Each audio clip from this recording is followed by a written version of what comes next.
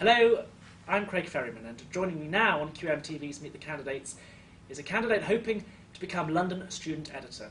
He is Alex Hackett. He's the founder and editor of The Lion, a newspaper at Heathrow College.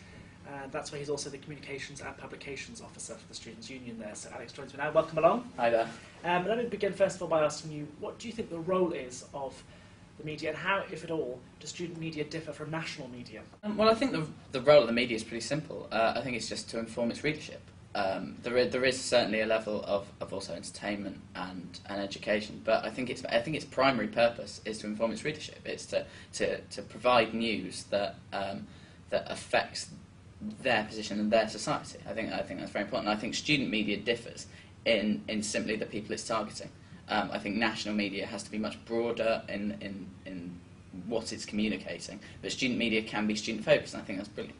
And you are essentially being elected to be a journalist. So what experience do you think you have within the media that qualifies you for this position, and what do you know about the management of a paper, from advertising to printing and everything in between?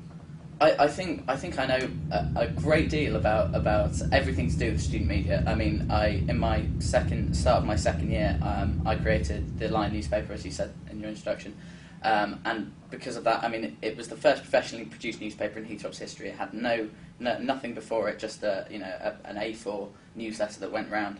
And to make it, we had to learn about everything to do with finance, to printing, to advertising, to libel law, to everything.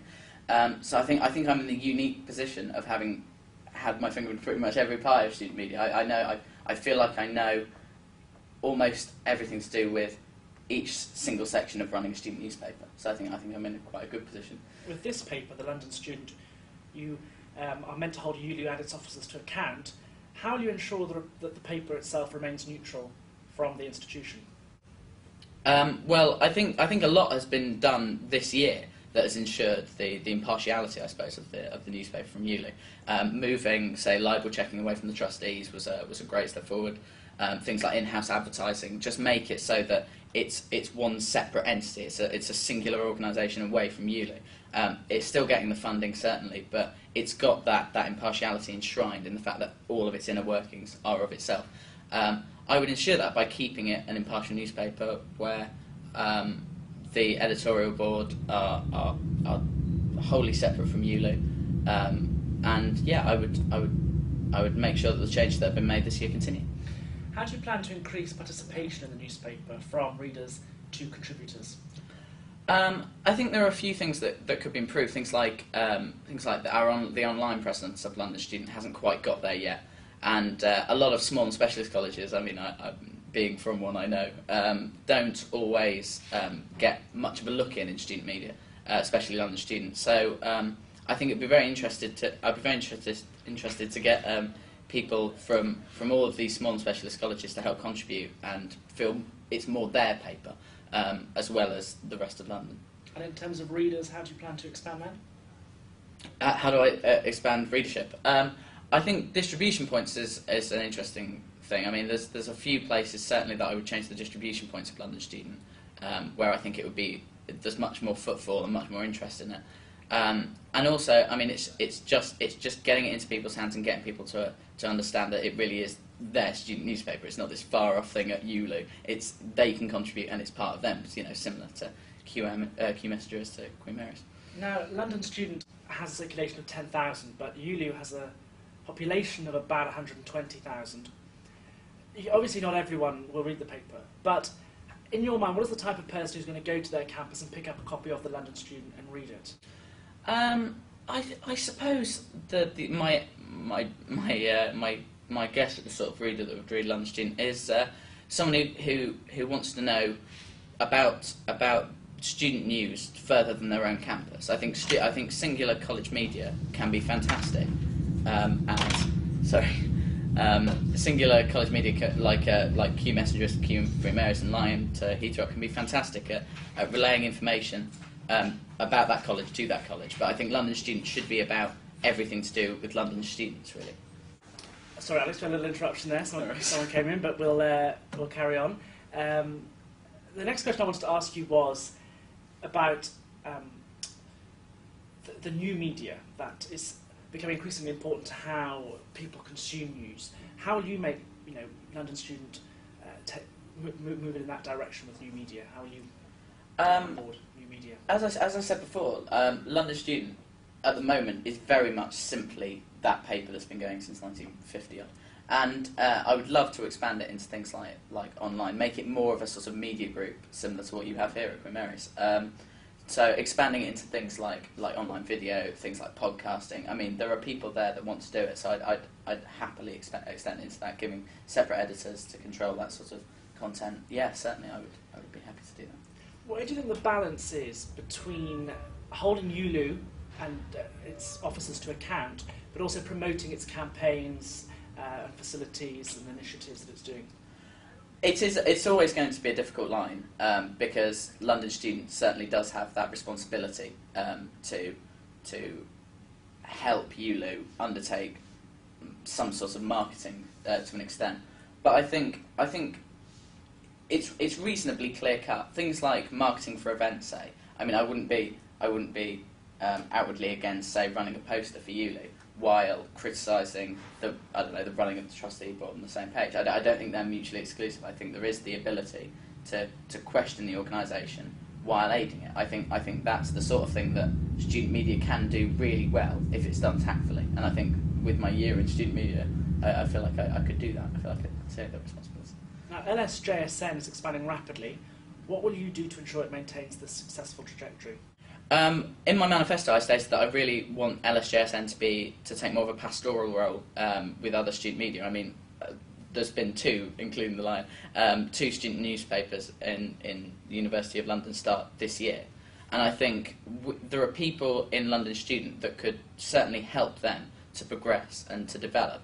And I think, yes, it's got this great ability to be this sort of pan-media group of all of the student newspapers, but I think it's also got a responsibility to help new student media coming to develop in other colleges. Things like the Lion, things like So Spirit, that are just developing right now, and I think the London Student would be a great benefit to help these other college papers develop. Now, what do you think of the current London Student editor? How do you think he's done generally, but also more specifically with regards to the coverage and reportage of Millbank? I think Joe's editorship this year has been fantastic. I think the focus has changed considerably, much more to hard student news, which is what I believe the London Student should always be. I think his move to make it more impartial and more of a separate organisation from ULU has been fantastic, and lots of the technical things, the behind the scenes stuff that you wouldn't see, things like changing to in-house advertising, have ensured that the London Student will develop in the right way for years to come. As for Millbank, I think the coverage was reasonably fair. I think they made an independent survey for their readership, which they sent out to as many people as they could in such short notice. I mean, it wasn't the most scientific thing, but it's not the most scientific thing you can do. I mean, in such short notice. And I think it was reasonably fair coverage. I think it was good. Now, I mentioned this at the beginning. You are the founder and editor of The Lion. Yes. You founded that this year. What experience other than that do you have that means you'll be able to handle a publication that has a 10,000 print distribution, as by comparison to your own, which has 1,000? The central sort of tenets, I suppose, of a student newspaper are pretty much the same, no matter what. I mean, yes, there will be things to learn, but I think knowing what I do about the way a paper is printed, the way a paper advertises, the way you have to libel check every article that goes in, I think these are the sorts of skills that I have developed through this year and will be useful in London Student. I think I'm the only candidate that can bring that, but I mean, as part of the Students' Union at Heathrow, I mean, I've developed skills in communicating with people, organising a team, advertising, getting design, things that I think would be really beneficial to bring to London Student on top of the stuff that I've learned through The Lion. You talk about the importance of impartiality, but at a time of such political change, when a lot of students are clearly very irate about what is happening in the world around them, do you think the London Student should actually be actively campaigning for the rights of students? It's a difficult question. It's something that's always going to come up with London Student. I think, however, that the London Student has to be literally that for all London students, and to take a single, even if it's a definite majority view on such sort of new and difficult issues, I think would be unfair to its readership, and I don't think it's in fact what the readership of London Student would want. Well, a lot of candidates running for London Student every year talk about getting industry professionals in to give talks or trainings, but few actually do. What contacts do you have, and how would you go about building the contacts needed to fulfil this pledge you've got in your manifesto?